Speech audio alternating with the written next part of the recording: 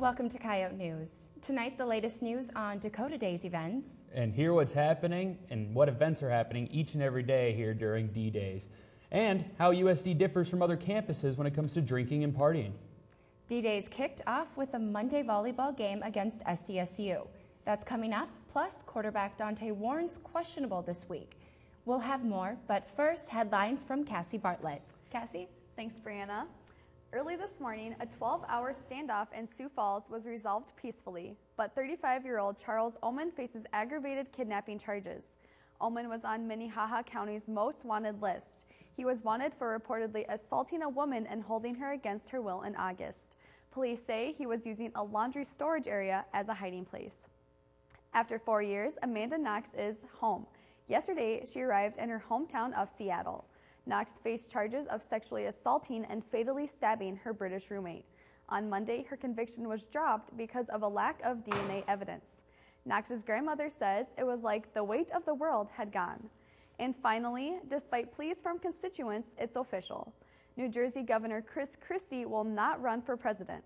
Christie insisted for months that he wouldn't run, but then came a weekend of intense speculation. He says now is not his time. He also sarcastically told New Jersey citizens, "I'm sorry, you're stuck with me as your governor." And those are this week's headlines. Brianna? Thanks, Cassie. Total enrollment at USD is down, but enrollment's up for full-time students. That was just one of the challenges President Jim Abbott outlined last week in the annual State of the University address. Total enrollment's down by 181 students, while full-time enrollment's up by 164. The president cited a 12% decrease at the University Center in Sioux Falls. The U plans to soon fill the positions of vice president and dean of arts and sciences. And President Abbott says hiring a chief of diversity officer should help the Native American graduation rate. I'm particularly disappointed, continually disappointed by the Native American graduation rates and the withdrawal rate, which continue to be not good. And hopefully we can do some good things, but I do think it would be very helpful to have a chief diversity officer to make that happen, at least in part. For more on this topic, we'll go to Teresa Johnson at the Muck. She's joined by the Volant reporter who covered the address. Teresa? Another one of the big topics at the State of the University address last week was the expansion of the Muck. As Coyote News reported 2 weeks ago, the Muck will be expanding to include more room for student activities and more restaurants. Volant reporter Peyton Randall covered the event and is here to tell us a little bit more about the changes. Peyton, can you tell me about what President Abbott had to say about the large freshman class? This year, our freshman class is the largest in history. We had 1,248 full-time freshmen come in this year. We had an increase with out-of-state. We had 59% come from Minnesota. So. Okay, well, wonderful. Can you also give me a little bit about the housing situation, such as I know they're refurnishing Julian Hall. Is there any possibility that students will be able to move back in there? Abbott did address the fact that housing is reaching capacity, and he did say that they have to think of the possibility of reopening Julian. Yes. Okay, can we talk a little bit about the fiscal concerns? I know the budget cuts in the last 2 years have put a lot of strain on students. Did Abbott give any indication whether next year would be more optimistic?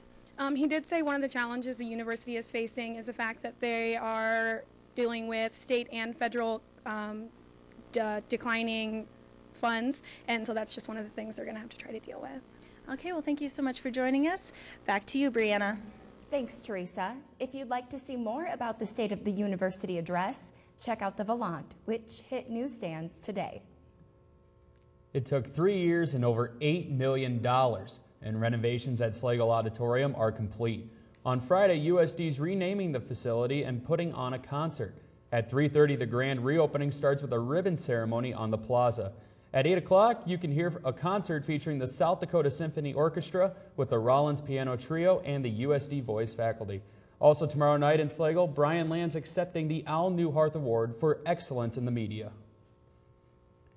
There have been many campus renovations and new construction projects in the past few years, but a few buildings haven't seen the same attention. Some classrooms are in poor condition with damaged tables and peeling paint. I think they're being phased out because they are substandard, and they don't, we certainly don't want to expose incoming freshmen to rooms like this. Retention is a big deal, and this doesn't contribute much to it. An East Hall room has seats positioned in a coat closet. Well, it's highly unusual, and in the past, I know there was a scramble for classrooms. The doors were taken off of the closet. It expanded the room by about 6 or 7 more chairs, so it allows classes a little bit larger to be taught in this particular room. In East Hall, the closest restroom for females is located on the 3rd floor. Up next, we'll check back in with Teresa Johnson at the Muck. And we'll explain how to stay out of trouble on D-Days. Stay with us.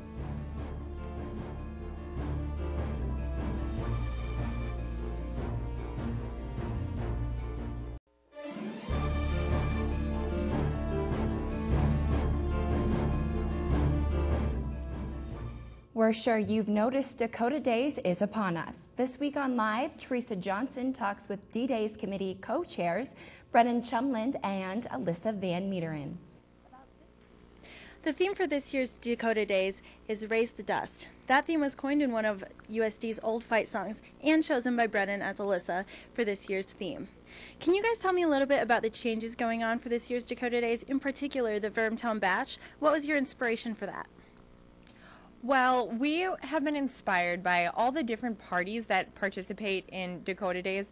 It's usually, emphasized with students and campus members, but Dakota Days really encompasses the entire Vermilion community. So this year we decided to create the Vermtown Bash as sort of a way to draw in community members to student organizations. And we're excited to see their involvement. We have a lot of stuff going on down at Prentice Park, and we think it's going to be a big hit. Okay, can you tell me a little bit about what will be going on at Prentice Park? Today at Prentice Park, actually it starts at 5:30. We're going to be having a lot of inflatables, carnival games. A lot of the organizations on campus will be hosting a lot of the carnival games. We also have hot dogs, and later on we'll also have a movie once it gets dark. Okay, another change going on this Dakota Days is coronation was switched from during the week until the halftime of the football game. Are there any implications with this switching, or what was the reason behind it? The reason coronation switched to the game on Saturday was mostly because since we did move to Division I, the university decided that it might be a better idea to kind of do what other universities do, and most places do have their coronation on Saturday. So with this, we decided to have a royalty reveal on Tuesday night and then have coronation on Saturday at halftime. Okay, wonderful. And can you tell me about any special guests that will be coming to USD for Dakota Days this weekend? Well, obviously Brian Lamb will accept the Al Newharth Excellence in Media Award tomorrow. And then as far as Saturday goes, we have the Dugards. Governor Dugard and his wife Linda will be the parade marshals in the parade. We're really excited about that. Governor Dugard graduated from USD and has been really excited about his time here. So they will be here. There will also be all sorts of different dignitaries and people riding through the parade, and a lot of community entries this year. In the past, we've had a number, but this year it seems like the community has just really come out, and that's great. So. Okay, well, wonderful. We all look forward to a very successful Dakota Days. Back to you, Brianna. Thanks, Teresa. For a full list of homecoming events, log on to USD's website and search for Dakota Days. With D-Days in full swing, university police are cracking down on underage drinking. Coyote News' Lorena Reichard says the consequences could affect your wallet. Obviously what we deal with on D-Days is all alcohol related in some way, shape, or form. Not only do you have UPD, but you have the VPD and the Clay County Sheriff's Office. The Highway Patrol is going to be around. So it's easy to get caught with that many officers out and about. If you're underage, be smart. I mean, weigh your odds. It's a really risky weekend to do such a thing. For students under the age of 21, the repercussions associated with a night of drinking may expand beyond the next morning's hangover. The fine for underage drinking in South Dakota begins at $117. Your driver's license is revoked for a minimum of 30 days and costs $50 to be reinstated. The fine for a first alcohol offense at the University of South Dakota ranges from $50 to $100. Along with an $84 court appearance fee and an estimate $200 to hire an attorney, one night of underage drinking can cost an average of over $500. If you're going to go out and have a good time, that's okay, but just make sure you do it safely. Don't drink too much to where you get to a point where you need to go to the hospital. Make sure you're walking with friends, especially if you're in an area that you don't really know. When you're going somewhere, make sure you know where you're going, make sure you know how to get there, pay attention to where you are, pay attention to what's around you. I think most importantly, just be safe. Like, really think about the repercussions, because one weekend of fun could really have an impact on your future. For Coyote News, I'm Lorena Reichert. Happy D-Days. D-Days. Happy D-Days. For a list of local alcohol laws, pick up a copy of Notes for Yotes in Student Services located on the second floor of the Muck. Speaking of Dakota Days, up next, Angelica Brackens has a bone to pick in this week's blog. Plus, what do your professors think about D-Days? Stay with us.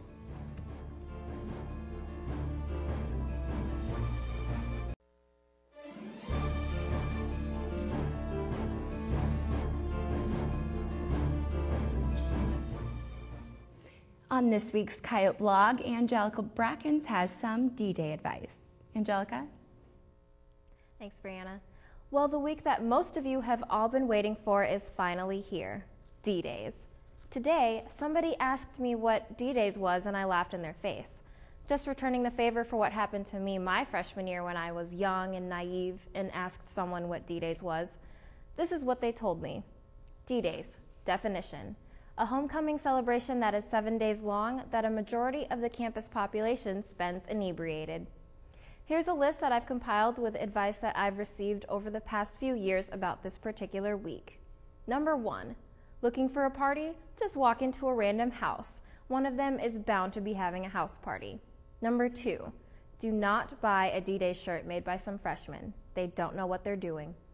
Number 3, don't be surprised if you're not the type to lock your door and you wake up one morning and find some random sleeping in your living room.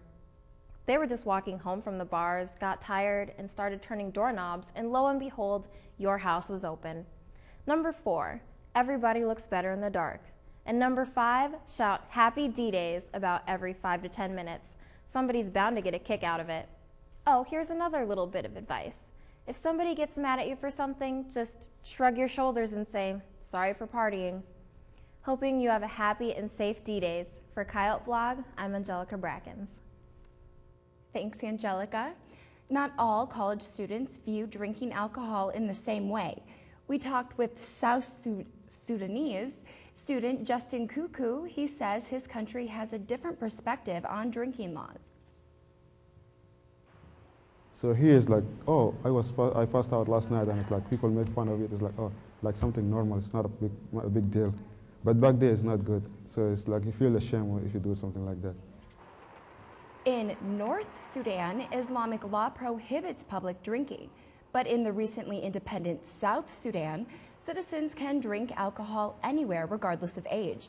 But Kuku disagrees. American law is better than ours, because here, like they control the youngers here, and they have like certain age to drink. But ours there, they don't. You can drink in any age. Like if you are 10, 15, whatever age you can drink. But here is not. So that's why I like it here better than ours there. Vermilion Police Captain Chad Pasick suggests that students considering a foreign studies program become familiar with the country's drinking laws to prevent problems. With a parade, tailgating, and a football game, it can be very hard for students to maintain their coursework during D-Days. Coyote News' Alyssa Smith found out what professors think about the academic effects during homecoming week. We all know that it's homecoming week here at USD, and while some students have already started partying, the homecoming game is not until 4 p.m. on Saturday afternoon. I took some time out this week to talk to a few USD professors to see how they feel about the crazy week. When half of my class is missing following the week that follows, I think some should have made the decision to stay home when they actually were able to crawl to class. Probably would have been best if they didn't. With only 2 years of experience on the USD campus, English professor Sylvan Allen discusses her initial outlook on this historic week. But it's really neat to see people, out on the streets and, coming together and having fun.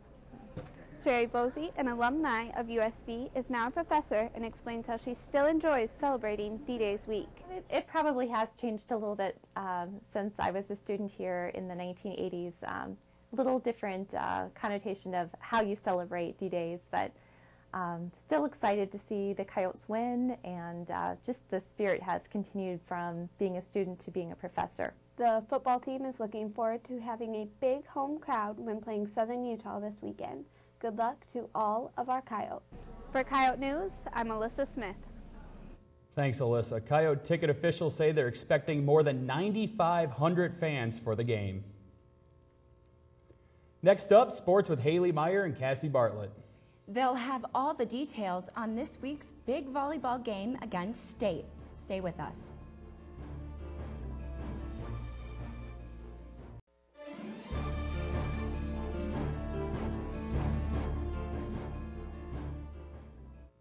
Today on Coyote Sports, once again, SDSU loses to USD. This time, it's in volleyball. The Yotes were back in action on the football field this weekend, this time dominating their Division II opponent. And Kyle Miller is excited about D-Days. But first, Cassie Bartlett has the sports headlines. Cassie? Thanks, Haley.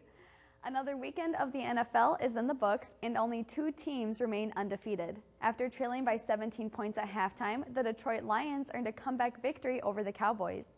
They improved to 4-0 on the season. The Packers also remain undefeated after a dominating 49-23 win over the Broncos. The NBA season's still in jeopardy. Players and owners have yet to agree on a new labor deal. If progress isn't made soon, there's a possibility the regular season won't start as scheduled in November. Some players are looking to play in foreign countries if the lockout continues. And here at home, USD quarterback Dante Warren's questionable to start this weekend. The Preston-Dakotan's Jeremy Hoyk reports Warren's hand injury is still on the mend. Warren was hurt during a touchdown run on Saturday. If he doesn't start, the Yotes will turn to redshirt freshman Josh Vandermatten to start at QB. That's it for sports headlines. And speaking of the Yotes, despite Warren's injury, it sounds like the Coyotes played better than the Vikings this weekend, Haley. Well, after the tough loss to Wisconsin last week, the Coyotes came out with some vengeance. USD faced off against the Lindenwood Lions Saturday. The Yotes jumped out to an early lead, going on an 8-play, 68-yard drive before quarterback Dante Warren found the end zone from 3 yards out to put the U up 7-0 in the first quarter. Warren went 5 of 9 for 108 yards. South Dakota's defense dominated the first half, holding the Lions to just 60 yards on 26 offensive plays. Junior linebacker Darius Hogans added 8 tackles for the Coyotes, and junior running back Marcus Sims also rushed for 68 yards and a score. The 30-0 win over the Lions tied Coyotes head coach Ed Meyercourt for the 3rd in all-time wins in South Dakota. He's tied with Joe Salem with 51 USD victories. The win bumped the Coyotes up 3 spots in the FCS coaches poll, and they are now ranked 18th in the country. Monday night, the USD volleyball team was in action against an old foe. The Yote Report's Taylor Moore takes us inside the USD-SDSU rivalry. In collegiate athletics, there exist several rivalries between groups. One of those groups being SDSU and USD. And tonight, USD has come out on top. On Monday night, the Lady Yotes took on the Lady Jacks in the first rivalry matchup in almost 2 years. The Coyotes dropped the first game 20-25, but bounced back to win the next 3 sets 25-14, 25-19, and a close 25-22. This is the first USD win in the new rivalry. Volleyball player Kim Balaga says it's a great thing to have. Lost it there for a while, but we got it back, and I think like our coach said in the locker room today, it's great to have that rivalry. It's great to go out there and, play a team they're a great team, and they're a great team to have in this state. But I mean, it's awesome. I don't know what else. It's just a great rivalry. The players weren't the only ones enjoying the victory. Coach Matt Huck was even soaking the win. He says rivalries are what makes college athletics special. I mean, it's special. People in South Dakota love the state USD rivalry, and I think it's special for all of them. Win or lose, I think it's neat that this is happening again. SDSU played down the rivalry, saying it was merely a conference matchup. Head coach Phil McDaniel says the Jackrabbits aren't into the rivalry yet. For us, it's really not a rivalry yet. It's kind of starting again. I don't think anybody that is currently on staff or player-wise has ever really played each other. So it's just kind of starting for us. It's a conference match. That's the way we look at it. We're kind of looking at them all the same with between USD and NDSU.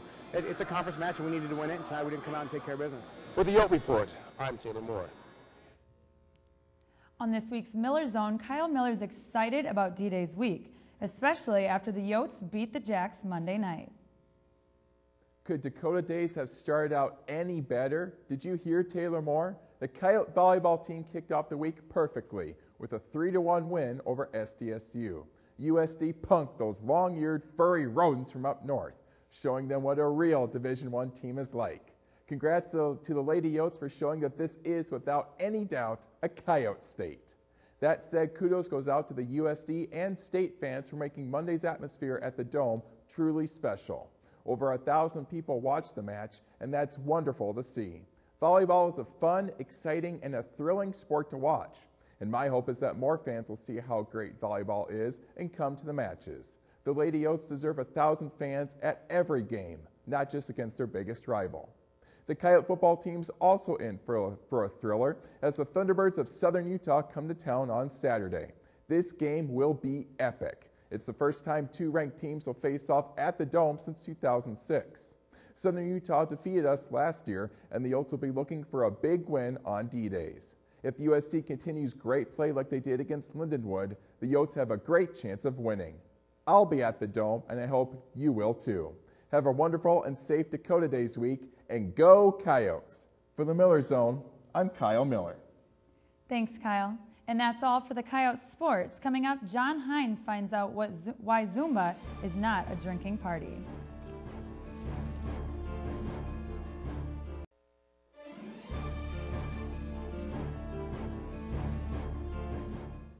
The new edition of the Volant hit newsstands today. Find out why the Beacom School of Business ended its grading guidelines, and you can also read more about the President Abbott State of the University address. For these stories and a link to the Coyote News page, visit volantonline.com. This week on Commentary, John Hines uncovers the dance phenomenon known as Zumba. Been hearing a lot about this thing called Zumba. And I looked on their website. It says that you can party yourself into shape. I could stand to lose a few pounds, so I think I'll go check it out. Zumba! Excuse me, sir. No alcohol allowed in the Wellness Center. But I'm here for the party. You know, the Zumba party. Zumba's actually a dance fitness class. Oh, so you mean Zumba's like exercise? Yeah. Well, I'm here for the Zumba experience, so I'll be right back.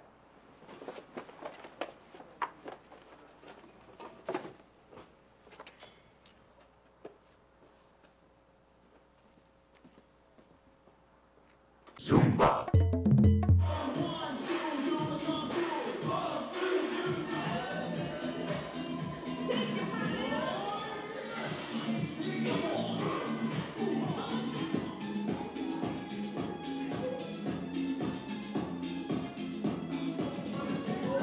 Zumba definitely wasn't the party I was expecting.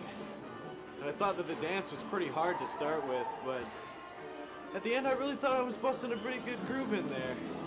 I think I might be ready for some advanced Zumba. Yeah. Warning! Zumba will give you a false sense of ability to perform Latin and other dances. Do not perform these in public. Zumba. Thanks, John. Out and about this week, I asked you about your favorite part of D-Days. I'm looking forward to the football game. Should be a good matchup. Football game. The football game. The football game, probably. The football game, of course. What I'm looking forward to most is the football game and all the exciting events going on this week. Doug Benson, the comedian, tonight, and the start of Mac Miller ticket sales. I'm looking forward to Mac Miller. I actually don't know anything really about D-Days.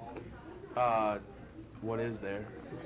I'm looking forward to the parade on Saturday. The parade, no question about it, it's my favorite part. Well, my brother is a sophomore and came to school here last year, and he says the parties are the best thing about D-Days. I'm looking forward to my friends all coming down and all the parties. I'm looking forward to drinking.